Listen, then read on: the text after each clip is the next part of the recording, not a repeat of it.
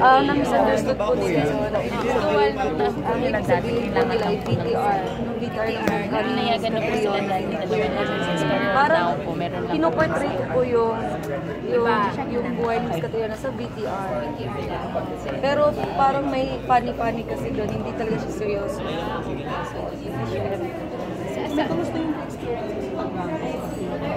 Ay, sobrang kabado sir. Parang nagko-concert, parang yung kaba nun, yun yung kaba ko nung nag-concert ako sa Kia.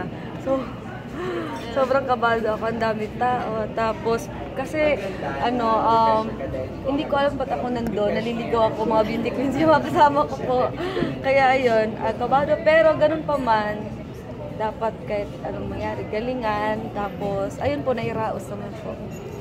Sabi nila, pwede ka maging beauty queen as tingin mo sa sinabi nila. Malabo po yun pag beauty queen. Hindi ko po siya nakikita pa talaga. Pero maraming salamat sa lahat ng mga naka-appreciate at salamat na gusto niyo ako maging beauty queen. May potential daw, gano'n. Thank you po.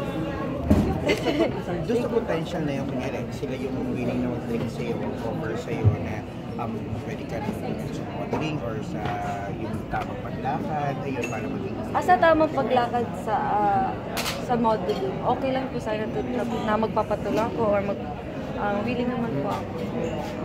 Pero panindigan mo na ba talaga yung parang magiging fashion icon? Hindi naman paninindigan, ma'am, kasi kung papanindigan doon natakot talaga ako mag-focus. Pero para sa akin, masaya din ako kung anong meron sa akin dito at talagang kontento ako. Yung modeling na mga opportunity na binibigay sa akin, bonus yun. Bonus yun sa buhay ko. Kaya dahil doon, tinatanggap ko pa rin siya, pero hindi talaga din priority ko. So ngayon, sa status sa dati na sinisika, di ba sa yan? At paano na natakit ang buhay mo ngayon since nung after? Paano mas naging malawak yung obserbasyon ko sa buhay, mas naging mas lumalaki yung responsibilidad ko, yung obligasyon ko, lalo na sa pamilya ko. Ayun po. Tapos mas madami ako natutunan sa lahat ng mga failures ko dito sa industry. Kasi hindi naman laging lahat achieve lang na achieve, success lang success. May pa. Hindi ka na particular lesson yung pinakamahalaga sa'yo? Ano po? Ano yung particular lesson yun sa mga pinakamahalaga sa akin ay hindi ako susuko kahit anong mangyari. Kahit anong bato ng mga tao sa akin o anong mga sinasabi nila. Kasi para sa'yo walang pake. Ayun, pero minsan ba kunyari yung may patong ka sa mga basher or sa kunyari sa Never pa ako pumatol sa basher. Never pa ako pumatol sa basher. Ayun po. Paano mo supportan ni Edward sa mga yung problema mo sa bashers? Suporta sa pamamagitan ng andyan lang siya lagi sa akin. Tapos kahit hindi niya po kailangan pagsabihin about sa basher kasi nakikita niya naman po na hindi ako nagkakaproblema ng basher. Dinala mo ng family mo dito kasi dati plano mo yun, padalhin sila dito. Tapos pinapapunta ko sila dito. Dito kami nag-Christmas, nag-celebrate ng Christmas, New Year. At saka sa New Year naman sa mama ko sa Japan. OFW kasi siya. Super ipon ka din ba? Opo naman. Oo, kasi hindi naman habang buhay to. Tatanda din ako, tapos magsasawa din sila. Pero anong plano mo? Kunyari kapag nakaipon ka, ano gusto ko lang para sa akin, napakasaya na sa akin ang makita ko, makapagtapos ng pag-aaral yung mga pinapaaral kong pinsan. Malaking achievement na yun sa buhay ko. The rest, kung ano man mangyayari din sa future ko na alamin. Sa ngayon, priority ko talaga sila. How about bahay, business? Sa bahay, ayun, naayos na po yung bahay sa probinsya. Tapos, siguro darating din ang panahon na magbi-business din ako. Kapag nakapag-ipon, basta priority ko yung pag-aaral ng mga pinsan ko muna. Nakita mo sa sarili mo nandito ko sa posisyon ganito na sikat ka?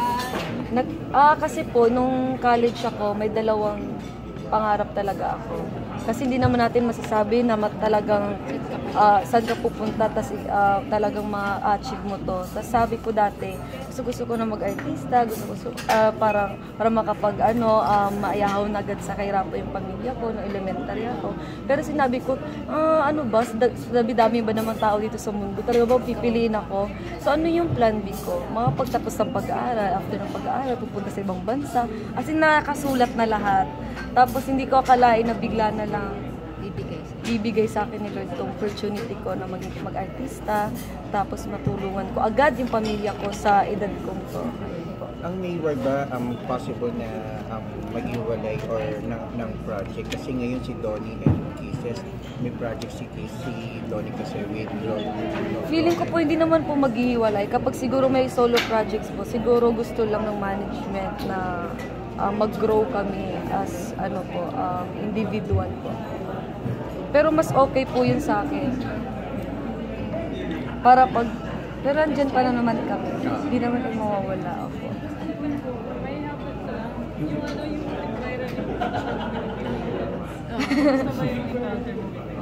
Pero yung totoong hinig ako doon. Sabi ko, ba't ako nandito?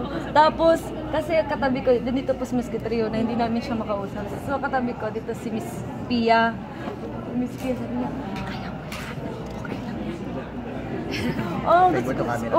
ayun nga, si Miss Pia talaga yung nandun ako, talagang siya yung nag-ano sa akin na okay lang kabahan kasi kapag kinakabahan, ito yung sinabi niya sa akin sa backstage, okay lang kabahan kasi kapag kinakabahan ka, ibig sabihin may care ka sa sarili mo, ibig sabihin gusto mong galingan yung mga ginagawa mo. Kaya ayun, natuwa ko talaga. Thank you Miss Pia, I love you, sana makita mo to, sarang yan. Paano mo naman ine-enjoy yung free time mo? Ano po, yung free time? Nanonood po ako ng movies, mahilig ako sa mga movies, tapos bigla na yung mga kasama ko, yung mga pinsan, yung dalawang kasama ko lagi, sinasabi nila, ano nangyayari sa'yo? Kasi umiyak ako sa salamin, nagpa-practice ako mag-isa, tapos tumatawa, tapos biglang may iyak, tapos niloko mo ako, anong ginagawa? Kasi magmo-monologue ako, ikaw, tapos, ako pag may free time din ako, nag-workshop ako sa acting class, gano'n po. Ba't kailan ba kayo ulit magkakaroon ng project? Ni Dodong, sa ngayon hindi ko pa masasabi talaga kasi every time na sinasabi nila na may proyekto, hindi naman laging sure yun. So, ayun po, hindi ko pa talaga. Guys, last two questions. Last two Ayun. questions. So, syempre ngayon, super, ang forma, ganyan, tapos may mga package pa. Mas dumami ba ang mga, like, may mga admirers ka na ba na nag-entertain? Admirers? I don't entertain admirers. Wow! Ikaw na. So, sino yung entertain mo? Hindi ko alam, wala naman po. Wala pa? Saka focus ako sa, sa career. Hindi ka ba nai-indulge at your age? Hindi ko po alam. So, hindi. Hindi ko alam. Last question po. Last question. Summer? Hindi ko pa kasi sabihin na hindi ko pwede sabihin may gagawin kasi kami ako sa summer. Tapos after nung proyekto na yon, baka Abroad ka? opo, basta ang plano ko sa birthday ko siguro kasi summer yung birthday ko. Puntahan ko sila mama. Japan. So, 1 week. Japan, sa Opo. Japan. Okay, thank you po. Thank Salamat you ka, po. pamilya. Teka, picture ko lang. Picture lang. Oo, picture lang. Teka.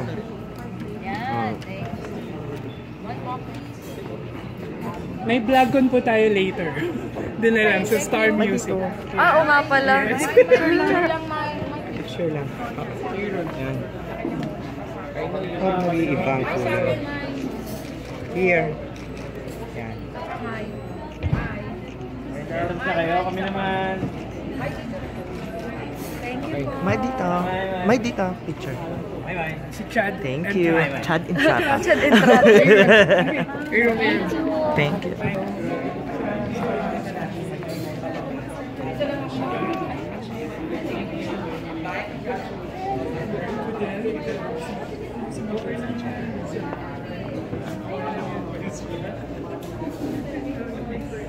Hindi ko ma-explain sa ibang episode sa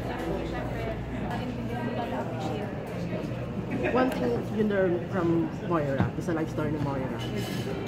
Honestly, a lot. Yung mga pinagdaanan ni Moira, kaya super close to my heart kasi most of her experiences, napagdaanan ko na lang. So, Ano yung natutunan mo? ano natutunan ko? Especially pagdating sa pag-ibig.